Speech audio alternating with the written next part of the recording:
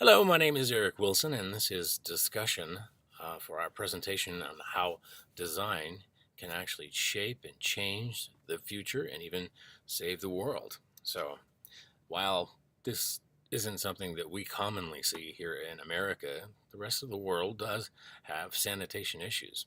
And I believe through design, you can also make functionality, reduce certain contaminants, eliminate germs, which keep us well. So, on to how design is going to make not just this image, but this idea of our most vulnerable state is when we're exposed to germs. And I'd say these guys in this image here are pretty exposed. So, here's a beautiful design, but there's so much more to it than the pretty flower that you see in the background or the structure, or the color of the lights and the against the bathroom table. Again, you've got to look a little bit closer into how it saves the world. So let's go through the entire experience. All right, in keeping with the first image, in this one, it's really hands to yourself. You're not pressing a flushometer, you're not pressing anything. You literally do what you need to do, and it's functional. But look at the design of it, simplicity. You've got everything is symmetrical.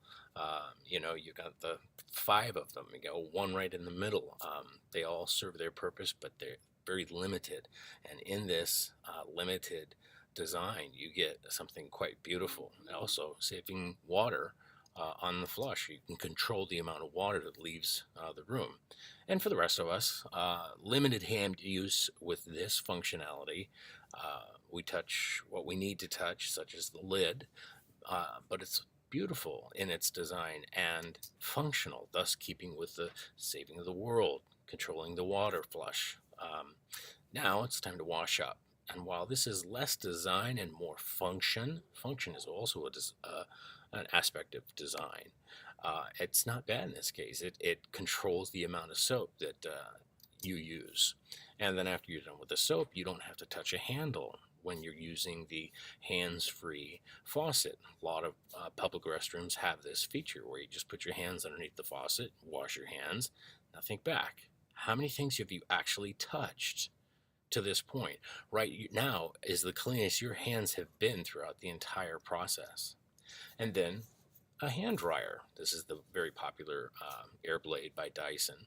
It's a beautiful design, which Dyson goes by. They design beautiful things, but really for efficiency. And you haven't touched a thing.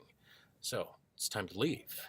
Well, what about opening up the door? Why recontaminate your very clean hands? Well, less design in this one, but more functionality and completes the process of going to the restroom and saving the world.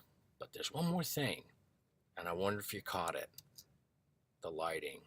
The lighting, if you use LED lighting, you're reducing the carbon footprint on the world. And if it's generated by movement, then it's only on when it needs to be on, thus saving electricity. So, my name is Eric Wilson once again, and yes, design can save the world.